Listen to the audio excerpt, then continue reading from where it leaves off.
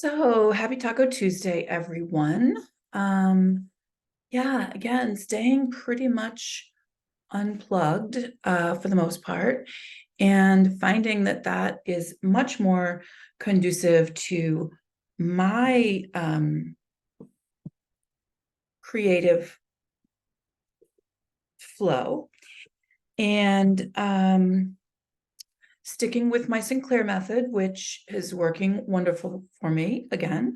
I mean, not that it wasn't, but when people were attacking me for my chosen recovery method, it was really, it was disrupting me because I didn't want to have to go back on Discord to find other people, 500 other people on the Sinclair method. And because I was on a break from my groups that I host on Zoom for my recovery book club, I didn't really have anybody to talk with about how to, how to combat the recovery trolls, which I'm still looking forward to BJ's video on that topic. But what I did do is I went and watched some of the YouTube videos of the recordings of some recent TSM meetups that featured Claudia Christian, who is the wonderful actress who is the sort of worldwide spokesperson for the Sinclair method. And then I also watched Dr. Volpicelli, who is a pen physician who is championing the Sinclair method. And also there's a lady named Dr. Anna Lemke, who, if I'm not mistaken, I believe she's at Stanford, and she's also championing the Sinclair method. So on the one hand, I have like Brinnon and C-Files and their creepy crew telling me like the Sinclair method is bad and I should be hospitalized and all this kind of stuff. And then I have an award-winning actress and two like a Stanford and a University of Pennsylvania, physician on the other hand, talking about why this works. So I'm just going to say maybe Brinnon and C-Files and those people are just not educated enough to understand how the human brain works or how the body works or how substances work.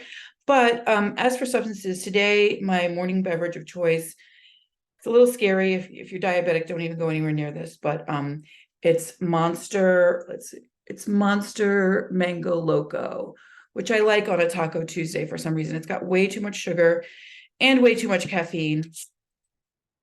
But since I may be going to the bar in Hudson, New Hampshire later today for Taco Tuesday, where I believe it's, don't quote me on this, but I believe it's $2 for one taco or 3 for 5, something like that. It's like really, really cheap. And the tacos are really good. There's a lot of, I usually get the beef ones, but they have beef or chicken, and there's a lot of meat in those tacos. So that is a very affordable way to live free or die on a Taco Tuesday. And of course, lovely Angie will be serving those cocktails behind the bar. All right. Yeah, I can't stand any other energy drink besides that one. And even today, that one tastes a little bit too sweet for me. But anywho, what I wanted to say today is I have two questions. Speaking of the recovery trolls and Brinnon and C-Files and their carny of cuckoos, whatever happened to the raffle? Back on the day that BJ posted her new GoFundMe, because she had one and then she had to get another one because the legislation was, like the first one was for the New Jersey legislation, and the second one was, I believe, for the California legislation, as well as for all the threats that were coming at her, that she was going to possibly need to start filing lawsuits against these people that were threatening her. So I see no problem with her having two separate GoFundMes, and I've contributed to each of them here and there. I couldn't tell you how much I contributed to one or the other, but it makes no difference to me. I trust a couple of things. I trust, one, that she knows what she's doing and she wouldn't ask for it if it wasn't necessary because she doesn't like to ask for things. And the other thing I trust is that I'm one of a couple 100,000 people that support her. So whatever little bit I can do, I'm sure it'll go into the pot with whatever big and little bits other people can do. And in the end, all will be well. All will be taken care of. Justice will be served.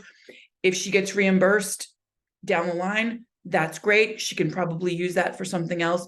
I don't care. but other people are trying to like claim things about that is a fraudulent GoFundMe. No, it's not. It's not. Okay. So my question is, on the day that BJ announced her second GoFundMe, Brinnon and Michelle started a raffle. And I know that MJ was part of that because I remember MJ showing like, oh, I don't have much money, but I can donate these crystals or something like that. And they were trying to get, other people to donate, like somebody was donating a gas card or I don't really know. Okay. But whatever. Oh, and then the big thing was that Bryn apparently paid a $10 cameo to Danny, Bam's girlfriend, to get a signed Bam skateboard for the raffle. Okay, well, this raffle, as I understood it, I saw nothing in writing about it, but as I understood it, it was supposed to be to support BJ's legal fund. Now that all these people have turned against BJ's legal fund, A, did they ever get that? Did they ever get that BAM skateboard? B, did they ever sell any tickets? And C, where are these items that people were asked to donate? Okay, so there's that. And then the other part of this is that Miss Stephanie Cobban over in the UK was like, oh, well, I can't do this and I can't do that. And I can't do this and I can't do that because I'm in the UK, I'm in the UK. So what she was going to do is she was going to use her Cricut machine to make some kind of merch for that surprise army or whatever. She was going to make stickers or something. I've never seen any of that either. Now, I didn't contribute financially to either of these ventures. I was strictly contributing toward the headbands. Okay.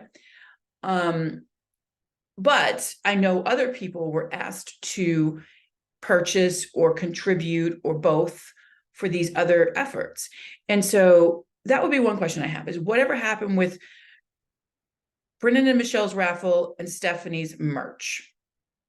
Question number one. Question number two, why have neither Stephanie nor Brinnon publicly renounced one another? Cephallus has said a lot of shit about a lot of people. But and Stephanie comes on and talks about getting shafted up the rear. But I think what Brinnon and Steph are trying to do is make it sound like I shafted them both up the rear. And I can guarantee you, bitches, that is not the case. So keep trying, but I do not play that way. Okay. Y'all screwed me. I'm not even going to say up the rear because that's disgusting. Nothing goes up my rear. But y'all screwed me in every possible physical, mental, psychological way. And I will not shut up until the both of you are brought down. And by brought down, I don't mean physically like attacked. I mean, your platforms are brought to the shriveled little whatever that they are, because I never knew either one of you. The only reason I got on your stupid Discord was because I thought y'all were like longtime BJ fans. Come to find out, not really. Either one of you, neither one of you. I mean, Steph, maybe for a year. Like Steph probably started following BJ after Lima made the first lawsuit, and Bryn like a few months. Like Bryn found BJ through another podcaster whose work I'm very fond of. In fact, I am collaborating with currently, and that's how Bryn found out. So Bryn and Steph met each other on BJ's chat, and I had no idea about any of this. So bottom line is, I'm not shutting up until both Bryn and Steph explain what gave them the perceived authority, because that's kind of a business law term. Okay, you had apparent authority to act for BJ, but yet you weren't acting for BJ at all.